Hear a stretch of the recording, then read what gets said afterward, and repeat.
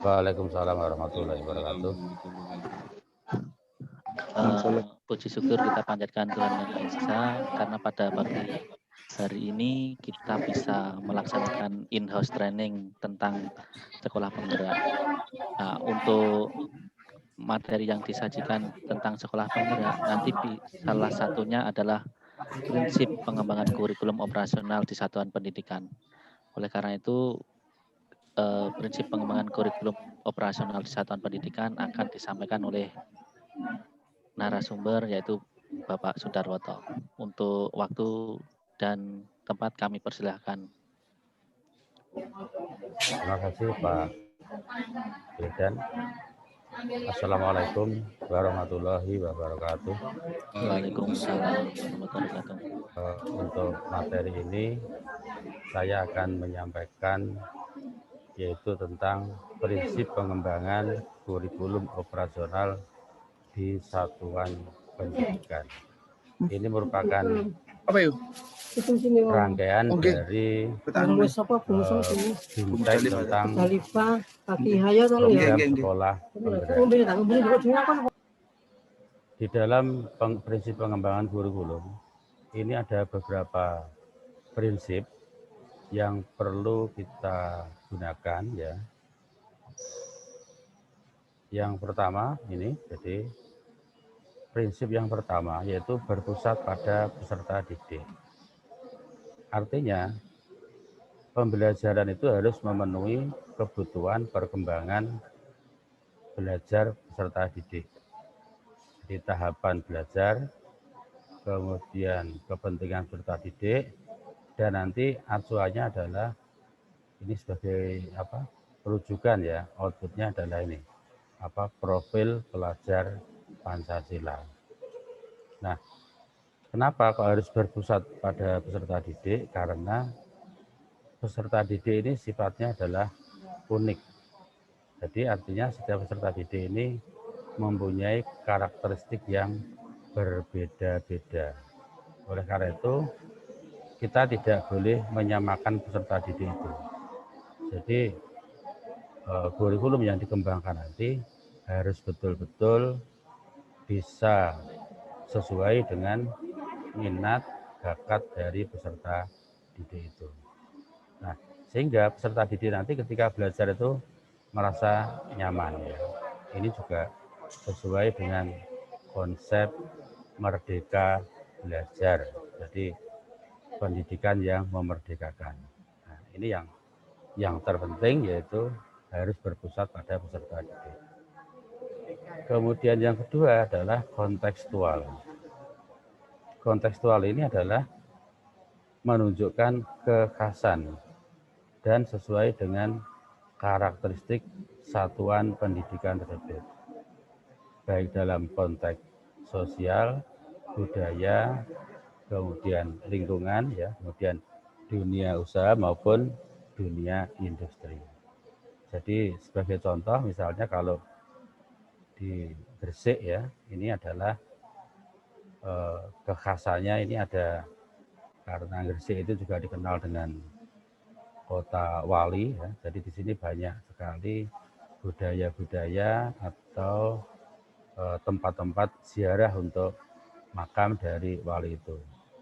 Kemudian di Gresik itu juga banyak industri. Nah, ini jadi nanti kurikulum operasional di satuan pendidikan ini harus disesuaikan dengan kekhasan yang dimiliki oleh satuan pendidikan tersebut. Nah, kenapa ini? Karena antara satuan pendidikan yang satu dengan yang lain itu pasti berbeda. Pasti berbeda, tidak boleh disamakan. Ini ya.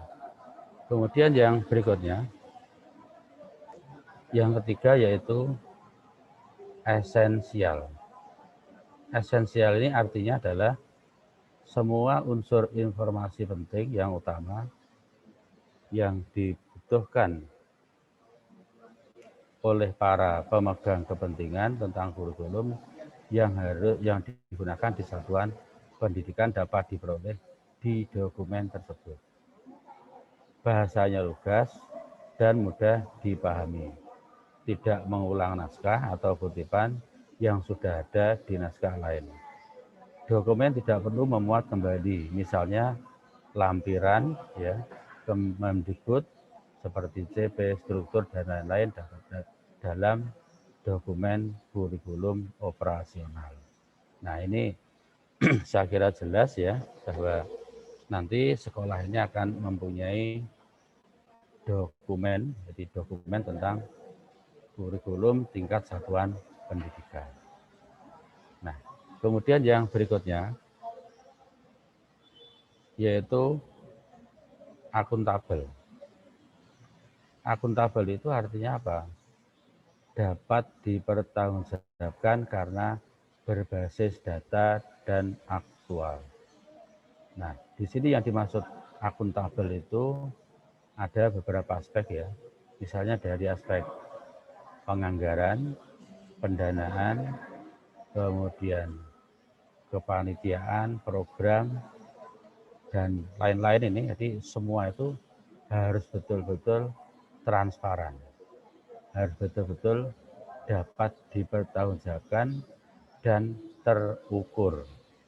Jadi ini adalah juga nanti untuk menghindari barangkali ada penyalahgunaan anggaran atau mungkin penyalahgunaan yang lain. Jadi ini prinsip akuntabel ini harus betul-betul diterapkan dalam prinsip pengembangan kurikulum di satuan pendidikan.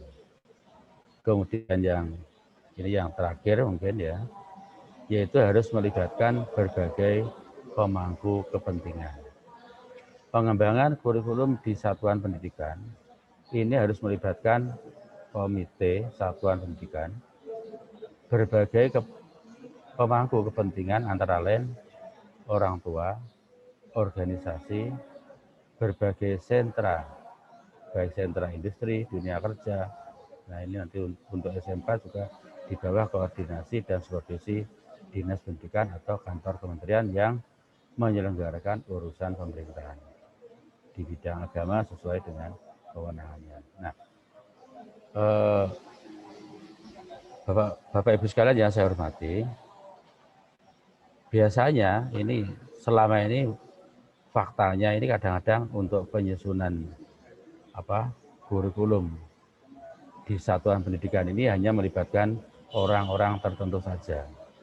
Ini sebenarnya tidak atau kurang tepat ya. Artinya seluruh pemangku kepentingan ini juga harus dilibatkan. Nah, pemangku kepentingan ini memang mungkin nanti setiap daerah itu tidak sama ya. Misalnya kalau di sekolah saya ini, pemerintah desa itu harus dilibatkan. Karena pemerintah desa ini, karena sekolah saya itu kebetulan di desa, sehingga nanti harus melibatkan pemerintah desa. Juga ada sentra industri, misalnya di sini ada industri rotan ya kan, juga ada banyak industri-industri yang lain ya. Nah, jadi ini harus dilibatkan termasuk nanti komite sekolah. Kemudian orang tua. Nah, orang tua ini biasanya nanti harus diundang untuk diminta masukan tentang kurikulum operasional di satuan pendidikan ini.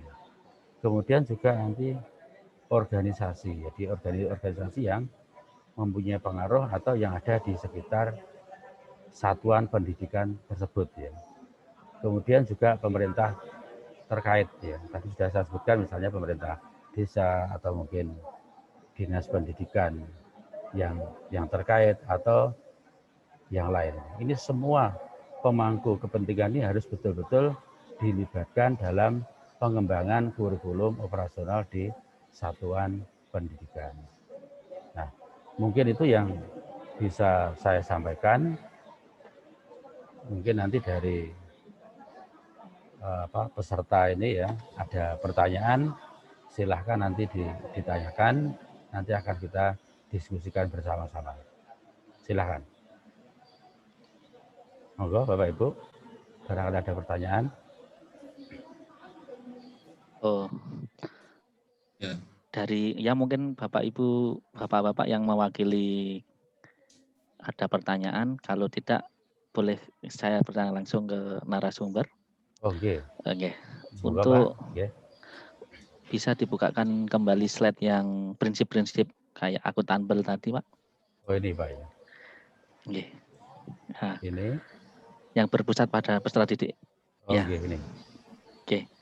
Apa perbedaan sebelum kurikulum operasional ini dengan kurikulum 2013 yang ada sekarang? Jadi apakah semuanya berpusat kepada peserta didik atau berpusat kepada guru atau seperti apa? Jadi perbedaan yang sangat signifikan di kurikulum operasional itu seperti apa, Pak? Mohon penekanannya saja. Terima kasih. Terima kasih Pak Wildan. Pertanyaan sangat baik sekali. Sebenarnya di kurikulum sebelumnya, di kurikulum 2013 itu juga sudah ada namanya KTSP ya kan, kurikulum tingkat satuan pendidikan. Itu sudah ada. Nah, cuma nanti di sini untuk kurikulum yang pada sekolah penggerak ini ada sedikit tambahan ya, bukan perubahan ya, mungkin melengkapi gitu, yaitu tentang ini profil pelajar Pancasila. Ini sebagai rujukan dalam penyusunan kurikulum operasional. Dan ini sebelumnya pada kurikulum sebelumnya untuk profil pelajar Pancasila ini belum ada gitu. Kemudian perbedaan yang kedua ini nanti untuk stressingnya ini betul-betul pada konsep merdeka belajar atau pendidikan yang memerdekakan, sehingga siswa belajar itu merasa nyaman, merasa senang ya kan, dan anak bisa berkembang sesuai dengan bakat, minat dan keinginan yang ingin dicapai, sehingga harapannya adalah peserta didik itu betul-betul mampu mewujudkan impiannya. Mungkin itu Pak Wildan. Matur nuwun. Terima kasih, Pak. Mungkin bapak-bapak yang lain ingin bertanya? Ya, Pak Dar. Oke. Halo, tadi monggo Pak Rudi. Sejauh mana Pak peran kepala desa apa lurah tadi yang dijelaskan kepala di desa, kondisi Pak, di sana? Seperti apa Pak? Barangkali ditekankan lagi. Karena kan berbeda-beda ya setiap daerah. Betul. Ya mungkin hanya itu Pak Rudi ya. Ya itu aja. Ya, jadi begini, karena kebetulan sekolah saya itu tempatnya kan di desa ya, di desa. Nah, sehingga di sini kadang-kadang dari kepala desa itu berusaha untuk intervensi lah. Ya mungkin ini misalnya contoh aja sekarang ini PPDB gitu ya, misalnya contoh aja. Kadang-kadang ya berusaha titip gampangannya, titip supaya anak sekitar sekolah itu bisa dimasukkan itu misalnya.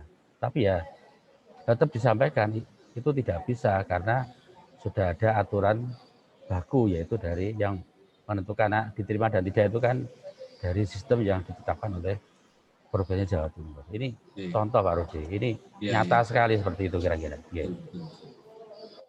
Ada lagi mungkin? Cukup mungkin. Mungkin cukup Pak Dar.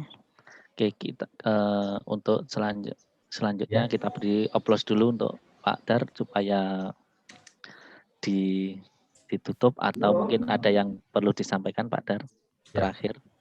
Terakhir saya ucapkan terima kasih kepada Bapak Ibu sekalian yang sudah mengikuti IHT ini. Mudah-mudahan materi yang saya sampaikan ini bermanfaat dan nanti juga yang lebih penting bisa diaplikasikan pada satuan pendidikan di tempat Bapak Ibu sekalian. Saya akhiri. Assalamualaikum warahmatullahi wabarakatuh. Waalaikumsalam warahmatullahi wabarakatuh. Oke, untuk selanjutnya, untuk materi selanjutnya dalam in-house training ini kita akan beralih ke narasumber kedua yang akan disampaikan oleh Bapak Rudi Ihwono dari SMA 1 Muhammadiyah Gresik. Untuk waktu dan tempat saya persilahkan Pak Rudi. Hasilnya belum dikasih. Hasil. Kan kita nggak tahu. Baik, kita mulai. Bapak Ibu, Assalamualaikum warahmatullahi wabarakatuh. Waalaikumsalam. Waalaikumsalam warahmatullahi wabarakatuh.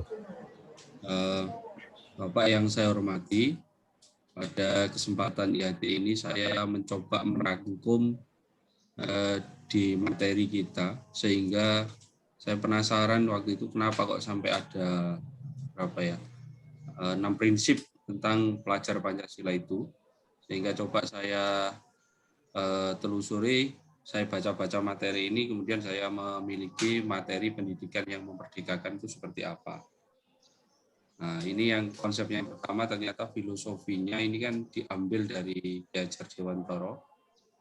Nah, kemudian di situ ada kata pendidikan merdeka itu berdaya upaya dengan sengaja untuk memajukan hidup, tumbuhnya budi pekerti, rasa pikiran dan badan, nah, dengan jalan pengajaran, teladan dan pembiasaan, jangan disertai perintah dan paksaan.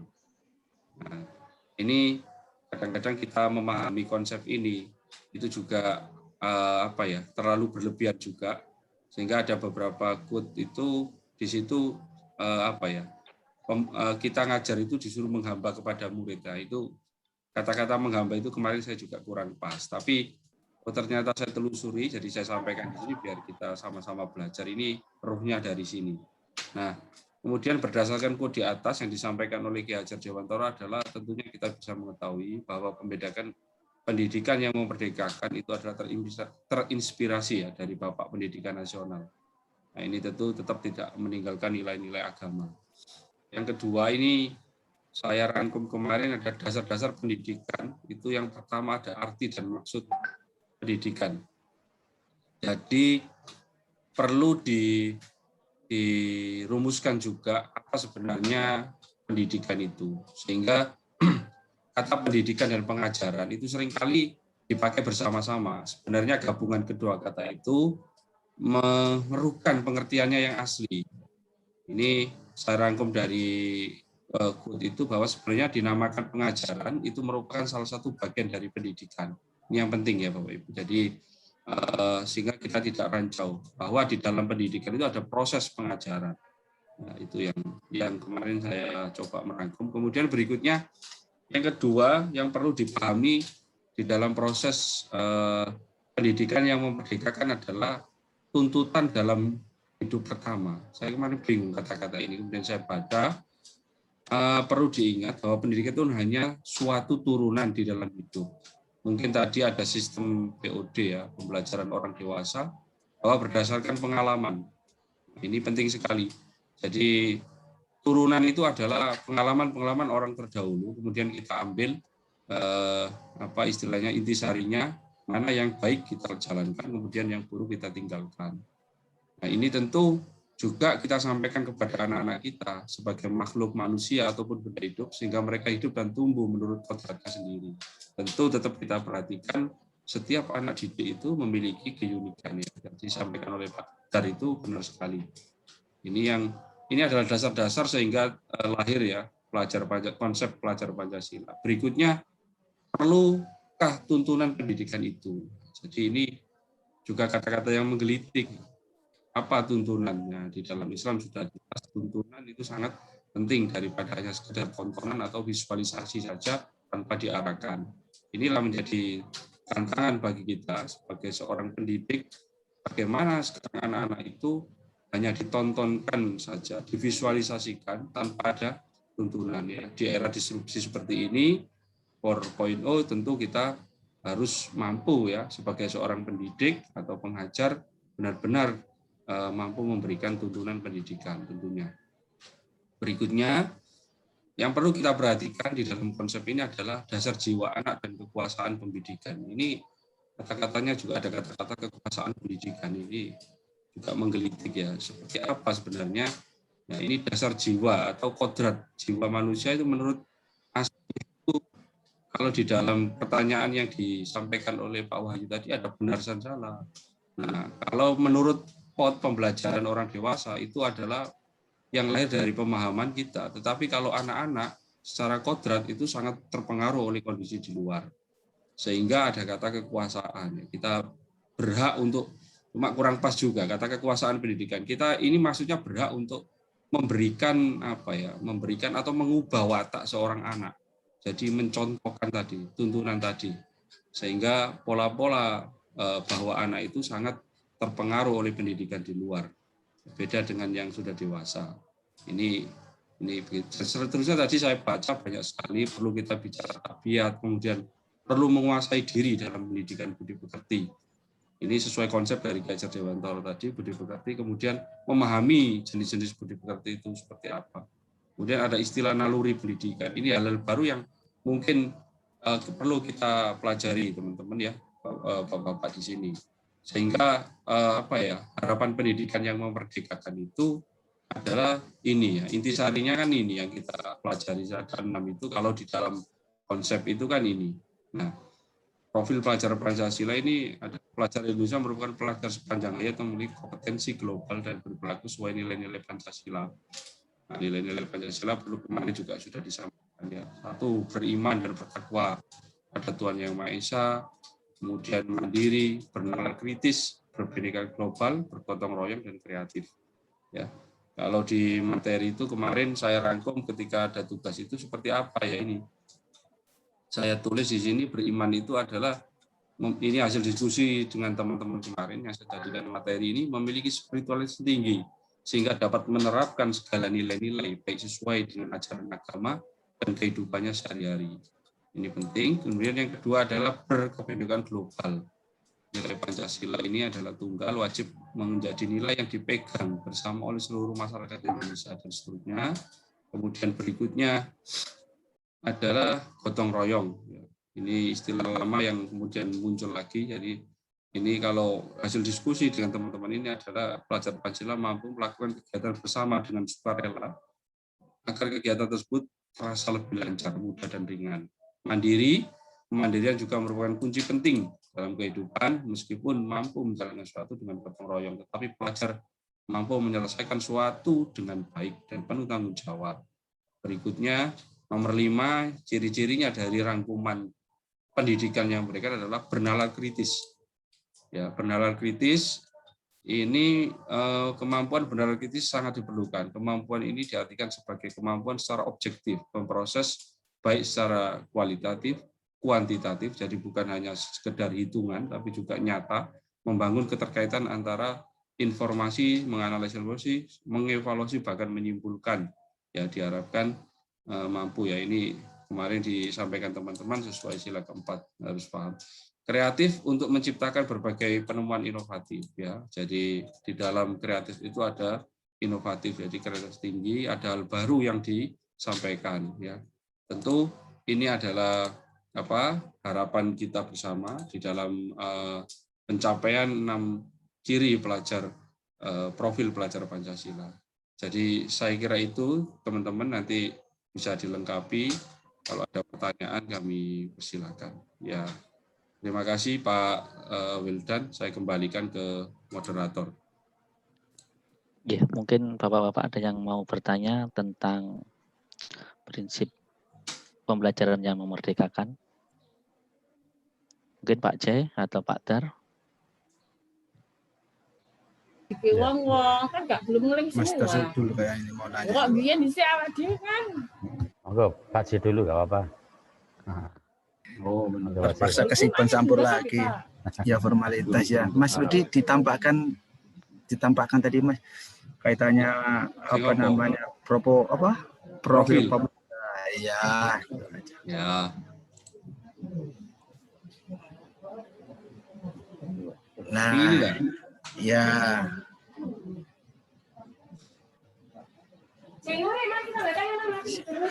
Ini loh mau saya diperjelas mungkin atau apa ya dipahamkan pelajar sepanjang hayat yang memiliki kompetensi global itu loh Mas. Oh iya ya. pelajar Indonesia merupakan pelajar sepanjang hayat. Ya. Nah, menurut pemikiran bodoh saya sepanjang hayat mulai lahir sampai meninggal apa seperti itu yang diingin Pancasila itu aja Mas. Terima kasih. Ya semoga benar Pak ya. Jadi komitmen atau pernyataan dari Pak Ja itu ya saya merasa juga begitu. Jadi mungkin ini juga semoga yang nulis ini juga istilahnya gitu, tolabul ilminya juga tinggi. Artinya kita juga di Islam juga dituntut untuk menuntut ilmu ya, walaupun dalam kondisi apapun dan sepanjang hayat. Artinya walaupun mungkin 6 pokok dari prinsip pelajar Pancasila itu tidak bisa kita penuhi, setidaknya sepanjang hayat dari 6 itu berapa yang dapat kita penuhi, misalnya 4 atau 3, tapi tetap kita berkontribusi ya bagi masyarakat sekitar, bagi pribadi kita tentunya. Saya kira itu Pak Jaya. Siap. Lanjut Master mungkin. Baik. Ya mungkin nanti sebelum tanya saya pengen ini dulu. Jadi sebenarnya pendidikan sepanjang hayat atau belajar sepanjang hayat itu kan berdasarkan hadis Rasulullah itu. Konsepnya Islam itu ya. Jadi tolabul ilmi minal mahdi ilal lahdi kan gitu. Jadi belajar itu mulai dari tiang ayunan sampai liang lahat. Nah, jadi saat durunge ana Pancasila ya Rasulullah Islam sudah membahas seperti itu. Sudah berpancasila. Iya, kemudian itu diadopsi oleh Pancasila kan begitu. Makanya Kiai Haji Hajar Dewantoro. Betul. Nah, itu. Ya. Jadi Kiai Hajar Dewantoro kan seorang ulama juga kan begitu. Cuma kan tidak ditampilkan keulamaannya. Nah, itu. Oke. Ya itu tidak siap. Ya, tidak perlu saya bahas, nanti bahas yang lain-lain nanti. Terus mungkin ada pertanyaan begini Pak Rudi. Jadi ini tadi kan judulnya pendidikan yang memerdekakan kan begitu ya. Ya. Nah, kalau saya lihat itu memang sebenarnya kemarin itu saya sangat senang sekali dengan materi itu. Kenapa? Materi ini kan cukup bagus sekali. Nah, artinya nanti berarti kurikulum kita atau kita mengajar itu harus betul-betul sesuai dengan tadi ya, keunikan anak tadi. Passionnya apa, bakatnya di mana, minatnya apa itu. Nah, sedangkan kalau misalnya satu kelas itu ada 30 anak saja misalnya, saya yakin mungkin akan beda-beda itu nanti keunikannya. Nah, mungkin yang saya tanyakan Pak Rudi. Terus bagaimana untuk mengakomodir itu? Misalnya 30 anak itu kan beda-beda ya buat cara mengakomodir itu. Nah, itu mungkin itu aja Pak Rodi. Terima kasih Pak Dar. Jadi jangankan 30 Pak, 4 aja kalau sudah beda bingung kita. Ya, tentu Pak ya. Tentu kalau pengalaman kita kan sementara ini kan untuk apa? Tidak tahu ini nanti penjurusannya di kelas 11 atau balik lagi di kelas 10 ya, tidak tahu ya. Kalau konsep dengar ke kelas 11. Tentu kita di awal kemarin dijelaskan kan ada istilahnya begitu pemetaan awal ya. Jadi mengenali potensi diri anak. Nah, ini harapannya betul-betul potensi anak-anak pembelajaran atau sebelum kegiatan di sekolah itu dimulai benar-benar sudah terpetakan harapannya. Sehingga dari peta itu, pribadi anak-anak itu kita bisa mengembangkan dengan mudah. Ya mungkin kalau 30 itu berbeda semua sih, enggak. Saya yakin nanti mesti ada yang sama ya. Kalau ada 10 mungkin yang bertolak belakang itu yang itu nanti kita pertajam menjadi kelompok, saya kira itu Pak. Ya. Gitu aja Pak Dar. Terima kasih Pak Rudi. Monggo Pak Wildan, saya kembalikan.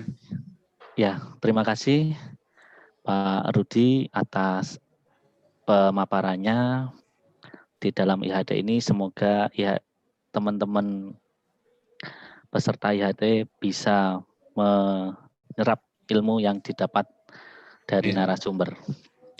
Oke, untuk selanjutnya selanjutnya IHD akan dilanjutkan oleh materi asesmen formatif dan sumatif, yang ini bagian dari saya. Oleh sebab itu saya Ya, saya sendiri Pak Wildan akan mempresentasikan kelanjutan dari IHT ini, yaitu tentang asesmen formatif dan sumatif. Ini yang nanti harus dipahami oleh semua peserta, baik tadi profil pemuda Pancasila, penyusunan kurikulum sekolah, terus untuk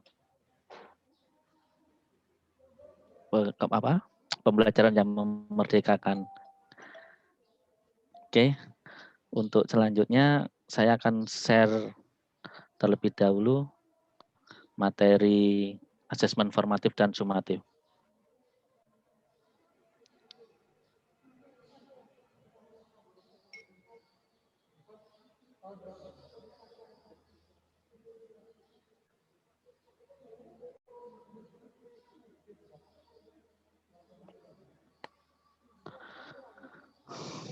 Oke, terima kasih telah bersedia menunggu. Oke, untuk program sekolah penggerak selanjutnya, saya di sini akan memaparkan tentang asesmen formatif dan sumatif. Di dalam asesmen adalah menggali potensi atau kemampuan diri. Jadi nanti sebelum melakukan pembelajaran, sebelum melakukan evaluasi, itu kita harus melakukan yang namanya asesmen. Oke, ada agendanya adalah konsep asesmen, bentuk asesmen, dan umpan balik. Oke, jenis-jenis asesmen itu ada asesmen formatif dan asesmen sumatif. Nah, asesmen itu asesmen as, asesmen for, dan asesmen of.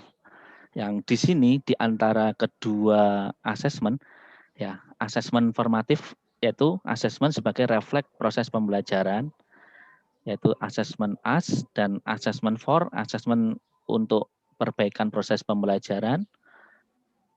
Dan untuk asesmen sumatif sendiri, itu asesmen sebagai evaluasi pada akhir proses pembelajaran. Oke, di dalam asesmen formatif dan sumatif, itu akan dititik beratkan pada asesmen for atau asesmen untuk perbaikan proses pembelajaran. Jadi di sini nanti dalam proses pembelajaran yang memerdekakan, itu asesmen adalah untuk ditekankan untuk proses perbaikan pembelajaran. Konsep asesmen formatif dan sumatif sendiri, yaitu untuk asesmen formatif, metode evaluasi yang dilakukan untuk evaluasi proses pemahaman murid, kebutuhan pembelajaran, dan kemajuan akademik selama pembelajaran. Selanjutnya, asesmen formatif memantau pembelajaran murid dan memberikan umpan balik yang berkala dan berkelanjutan. Jadi, asesmen formatif ini harus berkelanjutan tentang penggalian dari pembelajaran murid dan memberikan umpan balik selanjutnya. Untuk murid, asesmen formatif berfungsi membantu murid mengidentifikasi kekuatan dan aspek yang perlu dikembangkan. Sedangkan untuk guru dan sekolah, asesmen formatif berfungsi memberikan informasi mengenai tantangan apa saja yang dihadapi murid dalam proses pembelajaran proyek sehingga dukungan yang memadai dapat diberikan. Jadi untuk Bapak, Ibu guru dan sekolah, asesmen formatif memberikan informasi mengenai tantangan apa yang dihadapi murid. Nah, misalnya ada asesmen bagaimana keadaan ekonomi di rumah, bagaimana keadaan rumahnya, terus bagaimana jarak antara rumah dan sekolah, itu adalah contoh-contoh asesmen formatif yang harus dilakukan sekolah sebelum proses pembelajaran dimulai. Tujuannya untuk mengetahui kendala apa yang bisa kendala yang dihadapi siswa pada saat sebelum proses pembelajaran. Selanjutnya, asesmen formatif dapat diberikan oleh guru, teman, atau diri sendiri. Untuk asesmen sumatif sendiri, metode evaluasi yang dilakukan di akhir pembelajaran. Jadi ini adalah di akhir pembelajaran dilakukan asesmen sumatif. Kalau dulu yang ada namanya yang dinamakan tes sumatif. Nah, asesmen sumatif seringkali memiliki taruhan tinggi karena berpengaruh terhadap nilai akhir murid, sehingga sering diprioritaskan murid daripada asesmen formatif. Jadi tidak berproses, jadi tiba-tiba siswa langsung dihadapkan kepada hasil akhir nilai. Jadi untuk proses formatifnya sangat-sangat kurang. Oke, asesmen sumatif sendiri sebagai umpan balik dari asesmen hasil akhir ini dapat digunakan untuk mengukur perkembangan murid, untuk memandu guru dan sekolah merancang aktivitas mereka untuk proyek berikutnya. Ya, biasanya di akhir pembelajaran, di pertengahan semester, di akhir semester itu kita lakukan tes sumatif atau evaluasi pembelajaran yang digunakan untuk anak ini sudah selesai KD 1 atau KD 2 sudah selesai atau belum. Nah, itu sudah berkompeten atau belum. Nah, itu ditentukan di tes asesmen sumatif ini. Oke. Ini adalah bagiannya. Asesmen formatif untuk guru, mengawasi pembelajaran murid, memastikan perkembangan murid, mengecek pemahaman murid. Itu untuk asesmen formatif dari guru, untuk kepentingan guru, mengecek pemahaman murid.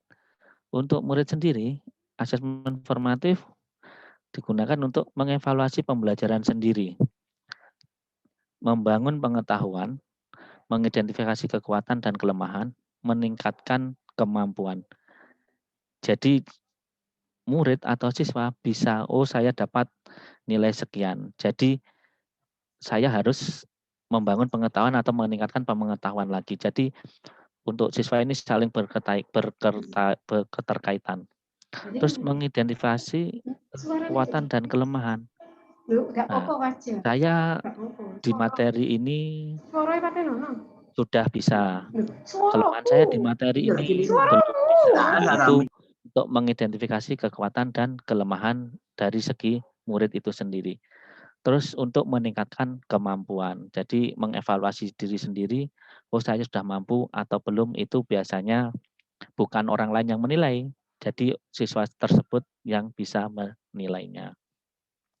Untuk asesmen sumatif sendiri, asesmen sumatif untuk guru yaitu mengukur apakah murid sudah memenuhi capaian pembelajaran dan sejauh mana sudah mencapai akhir unit pembelajarannya. Kedua, meningkatkan pengajaran dan pembelajaran selanjutnya. Jadi setelah penyampaian materi selesai, maka guru melakukan asesmen sumatif, di mana asesmen sumatif sendiri bertujuan itu tadi untuk mengukur apakah murid sudah memenuhi capaian pembelajaran dan sejauh mana murid bisa menguasai materi pembelajaran tersebut. Asesmen sumatif untuk murid yaitu memahami performa di akhir unit pembelajaran. Yang kedua, memahami apakah mereka sudah memenuhi capaian pembelajaran dan sejauh mana mencapai akhir unit pembelajarannya. Nah, ini biasanya setelah dikoreksi oleh Bapak Ibu guru, maka akan diumumkan nilai tersebut. Nah, siswa memahami, oh ini yang kita bisa atau kita belum bisa. Dari kedua asesmen tersebut dapat kita tarik irisan, yaitu merupakan cara untuk menilai pembelajaran murid. Yang kedua, merupakan kesempatan untuk menerima dan memberikan umpan balik. Yang ketiga, merupakan cara untuk mengevaluasi keefektifan pengajaran dan pembelajaran. itu tentang asesmen formatif dan asesmen sumatif dapat kita buat irisannya seperti itu. Ya, penekanan pada asesmen formatif ya yaitu kalau kondisi saat ini sebelum adanya PSP program sekolah penggerak, assessment of learning paling dominan dilakukan oleh guru. Nah, harapan dengan kurikulum baru ini yaitu mengutamakan assessment as learning dan assessment for learning. Nah, jadi bukan pembelajarannya, jadi sebagai dan untuk pembelajarannya. Jadi nanti untuk di sini ada keseimbangan, grafik keseimbangan. Jadi yang lebih besar nanti biar sama antara assessment of learning dengan assessment for learning ditambah assessment as learning-nya. Jadi kondisi saat ini assessment of learning paling dominan dilakukan oleh guru. Oke, fungsi asesmen formatif dan sumatif. Nah, ini kalau assessment sumatif adalah assessment of learning, tapi untuk assessment formatifnya yaitu assessment for dan as learning. Jadi proporsi fungsi assessmentnya jelas di situ. Oke, ini untuk penekanan pada assessment formatif, yaitu membangun keseimbangan assessment formatif dan sumatifnya. Untuk jumlah assessment formatif sebaiknya lebih banyak daripada assessment sumatif. Jadi untuk menggali potensi dari murid, itu kita harus lebih banyak melakukan assessment formatifnya. Terus jelaskan tujuan assessment formatif adalah untuk perbaikan dan pengembangan diri. Nah, asesmen formatif dapat membantu mereka mendapatkan nilai yang lebih baik dalam asesmen sumatif di akhir. Juga untuk mengoptimalkan kegiatan pembelajaran. Jadi asesmen formatif itu tadi bisa meningkatkan nilai yang lebih baik karena benar-benar menggali dari potensi diri siswa. Dengan merancang asesmen formatif yang berkontribusi pada tugas sumatif, dapat menurunkan beban kerja murid dan memperjelas relevansi tugas formatif. Oke, sementara ini kita tahu banyak beban tugas yang diberikan oleh Bapak Ibu Guru, sehingga di akhir itu harus berorientasi pada nilai, bukan berorientasi pada perkembangan atau proses belajarnya. Oke. Penekanan selanjutnya, asesmen formatif adalah mengubah paradigma belajar yang menitik beratkan pada nilai menjadi belajar yang menitik beratkan pada proses. Jadi seperti yang saya katakan tadi, bukan nilai akhirnya, tapi prosesnya. Anak belum tentu nilainya bagus, tapi ditanya apakah sudah mengerti. Ada yang menjawab belum, padahal nilainya bagus. Lah itu berorientasi pada nilai. Sedangkan paradigma baru ini, tekanan asesmen formatif itu berkutat pada menitik beratkan pada proses pembelajarannya. Oke, untuk jika ketergantungan pada asesmen sumatif masih terjadi dengan umpan balik yang sedikit, maka dapat menghambat proses murid untuk mengalami pengetahuan. Jadi seperti yang kita ketahui kalau ditanya murid sudah mengerti, jawabannya kan pasti sudah. Tapi di hasil akhir kenapa nilainya itu tinggi? Ya karena mungkin dari hasil kerjasama dengan yang lain atau bagaimana sehingga penekanan pada prosesnya itu kurang. Oke, bentuk-bentuk asesmen formatif dan sumatif bisa berbentuk diskusi kelas, produk, drama, presentasi, dan tes lesan. Untuk mengembangkan untuk bentuk asesmen yang diskusi kelas itu tujuannya untuk mengembangkan kemampuan berkomunikasi murid di depan publik dan mengembangkan pendapat.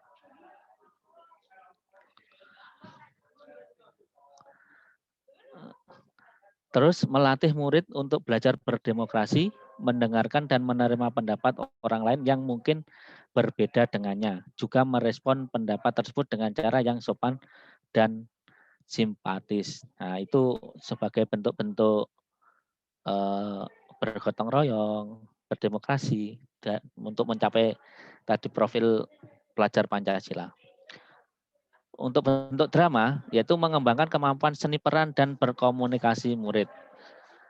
Yang kedua, mendorong murid untuk melihat sebuah masalah dari perspektif yang berbeda, sehingga dapat menimbulkan jiwa empati dan berpikiran kritis murid.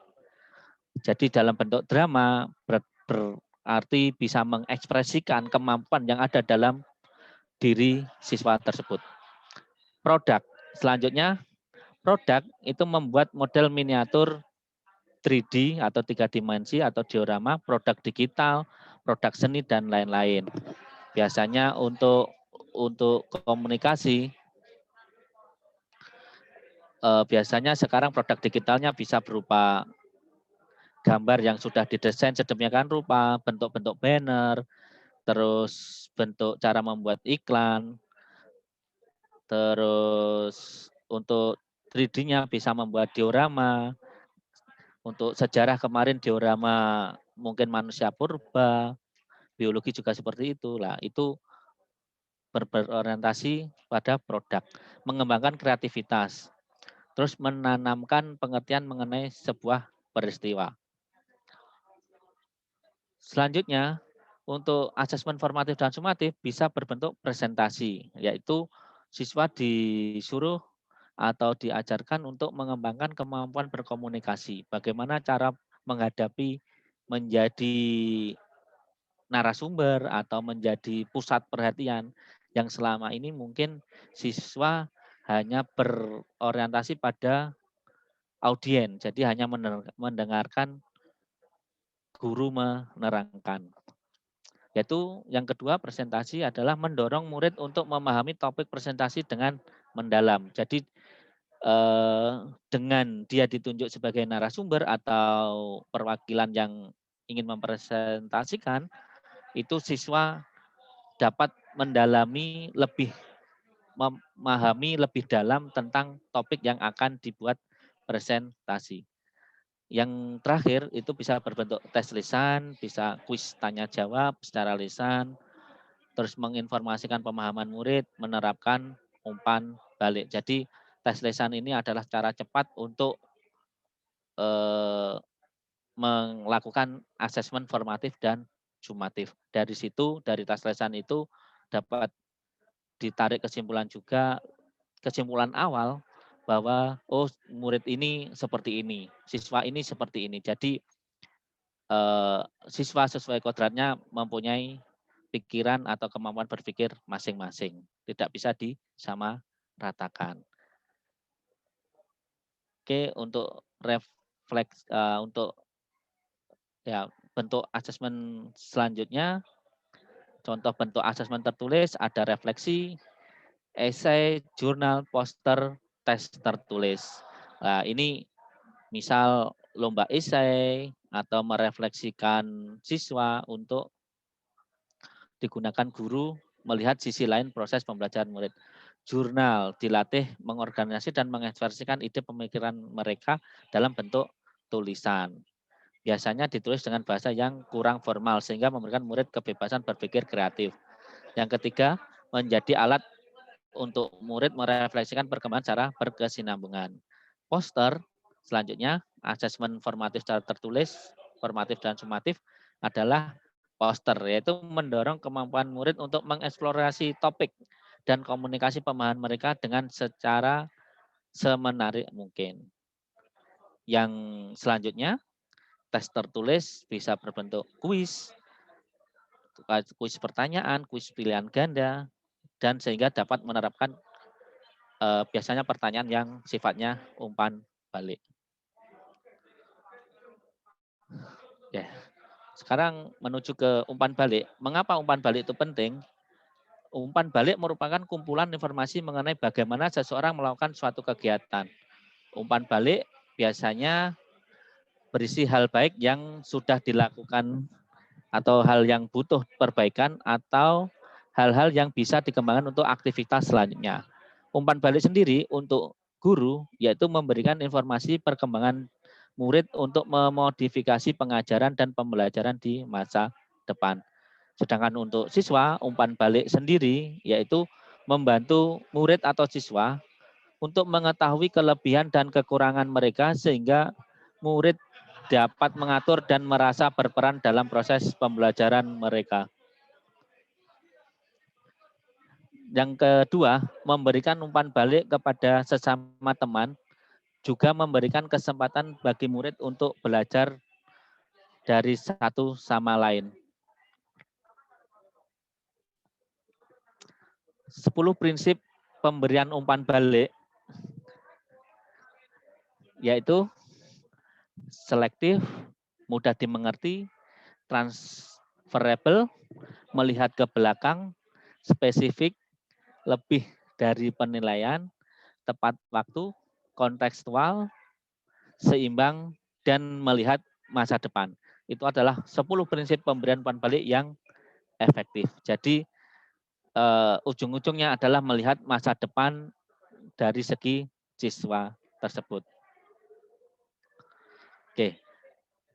Membuat umpan balik yang efektif harus terdiri dari feed up, feedback, dan feed forward. Yaitu feed up mengklarifikasi tujuan dengan murid, feedback tanggapan atas pekerjaan murid dan kemajuan mereka. Jadi semacam ya umpan balik tersebut. Jadi feed forward saran bagi murid untuk dipakai di masa depan menggunakan data dari feedback tersebut. Jadi terdiri dari 3 itu yaitu feed up, feedback, dan feed forward. Selanjutnya membutuhkan tujuan dan sasaran yang jelas dan dapat dimengerti oleh murid dan guru. Yang ketiga, memungkinkan murid untuk mengidentifikasi. Apa saja yang perlu diidentifikasi, yaitu apa yang mereka ketahui, apa yang mereka pahami, di mana mereka membuat kesalahan, di mana mereka memiliki kesalahpahaman, dan kapan mereka terlibat atau tidak terlibat dalam pembelajaran. Ini membuat umpan balik yang efektif, umpan balik atau teacher feedback, yaitu pertanyaan panduan untuk guru, apa saja komponen, dokumen apa saja yang dipakai, apakah ada format umpan balik yang sederhana, seberapa sering umpan balik harus diberikan, seberapa panjang dan detail penulisan umpan balik yang efektif. Terus yang terakhir, bagaimana agar murid tertarik untuk membaca umpan balik dan mendapatkan manfaat yang maksimal. Oke. Umpan balik untuk teman atau peer feedback, yaitu apa saja komponen penting yang perlu ada.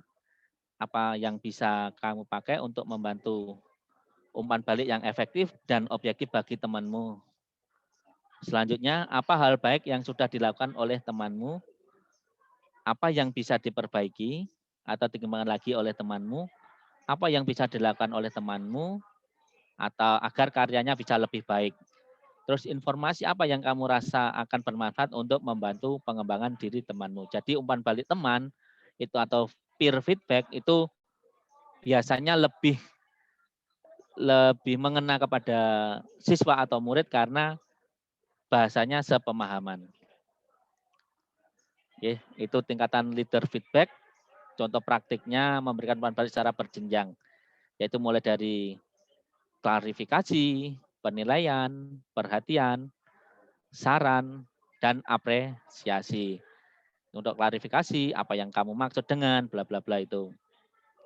Yang apresiasi, idemu mengingatkan saya pada saya bisa melihat pekerjaan, jadi memberikan umpan balik secara berjenjang. Oke, mungkin itu yang bisa saya sampaikan tentang umpan balik.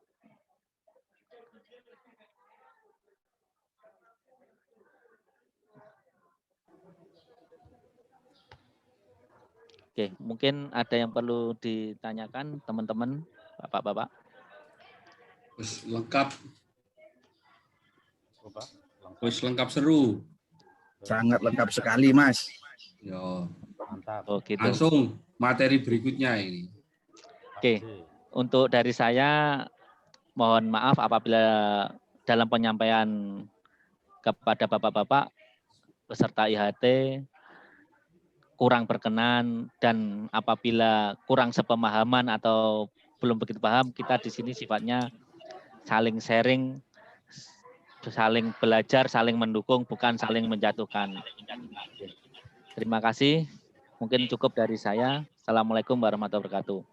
Untuk Waalaikumsalam. selanjutnya IHT ini akan diteruskan materi yang kesekian oleh Bapak Zainuri. Monggo Pak J, waktu dan tempat kami persilahkan. Sampai tak share no, Pak Jai. Oke, siap.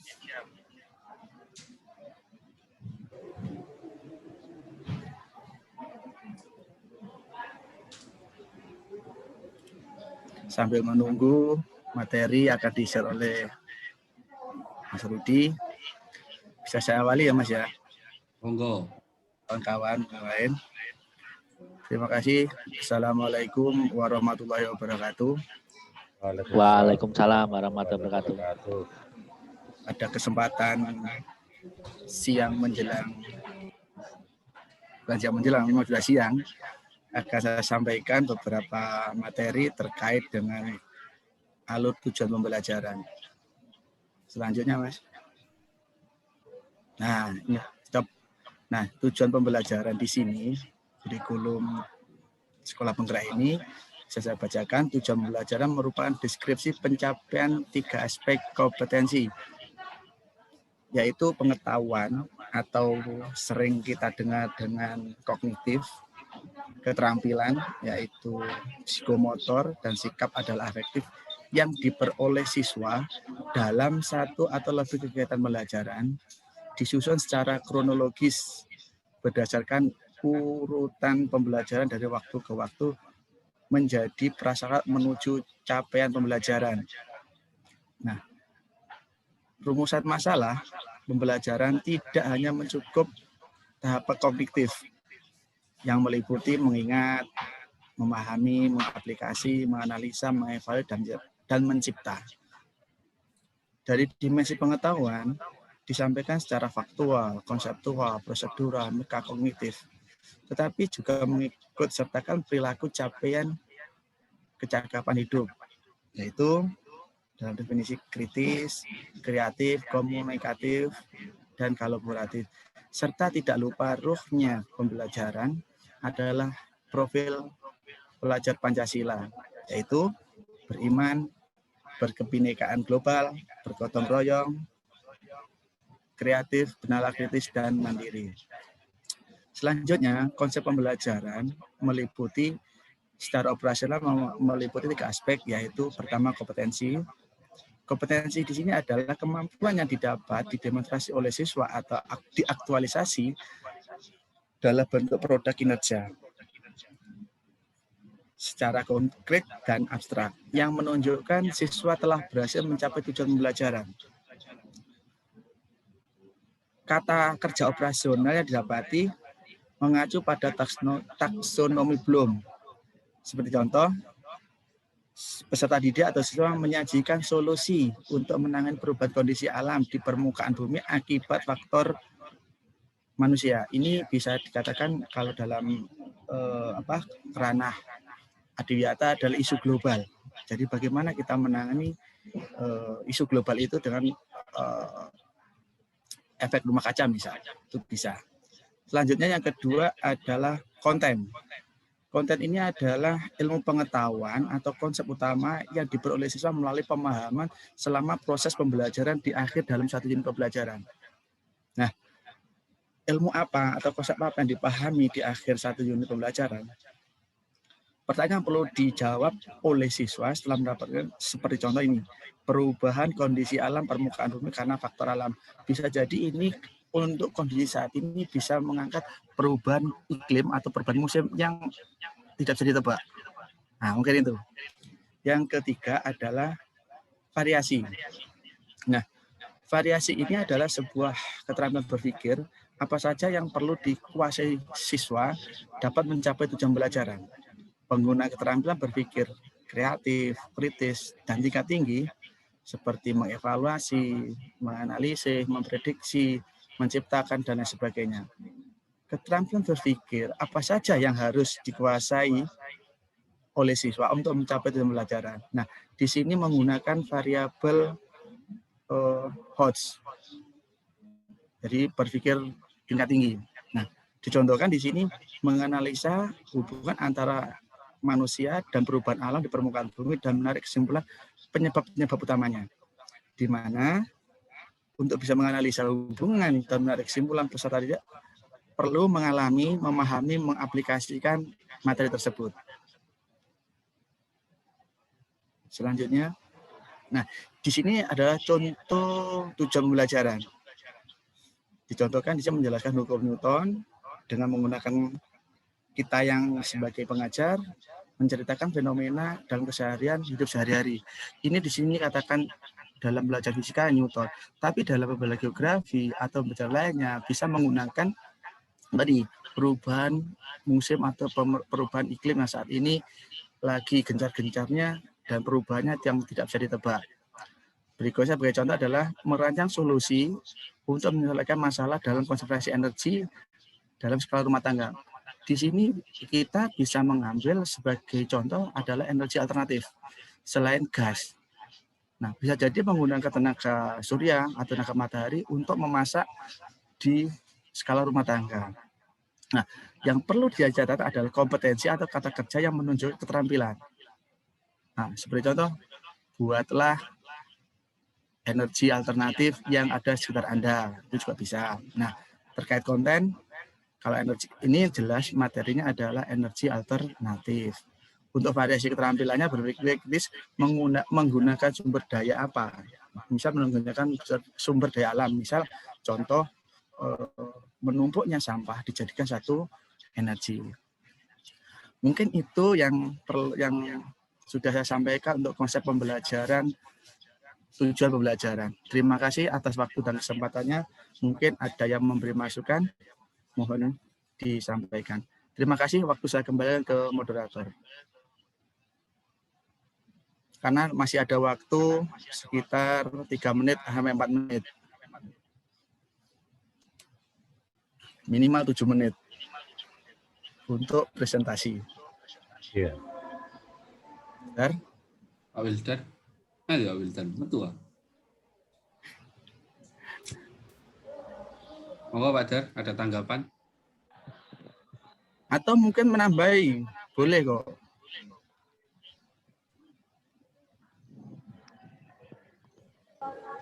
Pak Wildan. Ya, tadi apa? Tujuan, konsep tujuan pembelajaran. Ya, tujuan.